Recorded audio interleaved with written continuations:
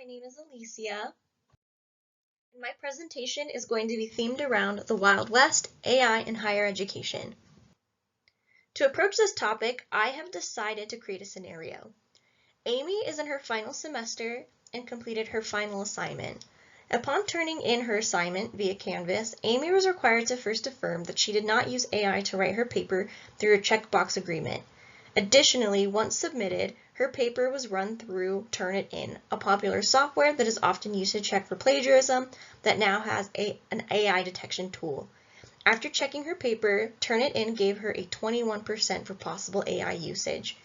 According to Turnitin's website, they acknowledged, our testing has found that there is a higher incidence of false positives when the percentage is between 1 and 20. In order to reduce the likelihood of misinterpretation, the AI indicator will display an asterisk for percentages between 1 and 20 to call attention to the fact the score is less reliable. Thus, she scored 1 point above. Her professor is now weary of her paper. As no formal rules regarding AI usage have been set at the institution, it has been left to faculty to decide how they want to approach the issue of AI. In this case, Amy's professor has a zero tolerance policy, causing him to give her a 0 on her final paper for plagiarism and academic misconduct. Amy, who utilizes Grammarly for writing mechanics, did not realize Grammarly utilized generative AI, which was likely what was detected. The professor has not budged, and Amy is now at risk of not graduating and facing other potential consequences. When it comes to looking at issues like this, it is important to look at levels of governance and if there's any sort of guidance around an issue like this at the federal and state level. At this time, though, there is no federal law regarding AI. Therefore, governance surrounding it is reserved to the states respectively or to the people per the 10th Amendment. Some states have policies around AI, specifically surrounding enacting laws that delegate research obligations to government or government organizations, entities to create institutional knowledge of AI to better understand its possible consequences, data privacy, deepfakes, and their impacts on elections and media, and discrimination. Of these issues, the most overlap in the case of AI usage in the classroom. The top point fits the best, but still does not explicitly mention higher education and will have varied interpretation in the realm of academic misconduct and integrity. Now shifting our focus to institutional policies around AI and the frequency of policies, it was found that only 65% of institutions in the United States indicated that they have or will be developing policies but have not done so yet. And on a global scale, about 10% have developed institutional policies and or formal guidance concerning the usage of AI.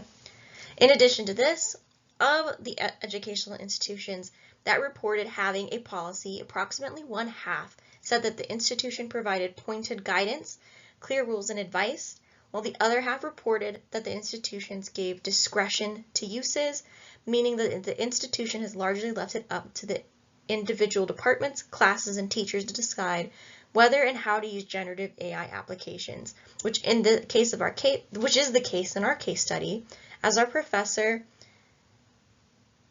has his own policy in place, and although likely allowable for him to have that policy, it's questionable ethically and from an equity standpoint.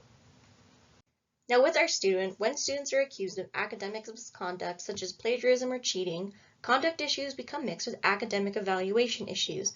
Courts typically require some due process protections for students suspended or dismissed for academic misconduct, but not elaborate ones, which, depending on the institutional issues, Amy might be at risk of. But since the student checked the checkbox, potentially knew about the AI policy via the syllabus, could be argued as receiving timely notice of the detection of AI via the Turnitin score, and will have a chance of going to a hearing. Per Motter v. Florida International University, like with Motter, a student who claimed he was not given proper due process as Motter couldn't question the accusing professor, the same is likely to happen to Amy.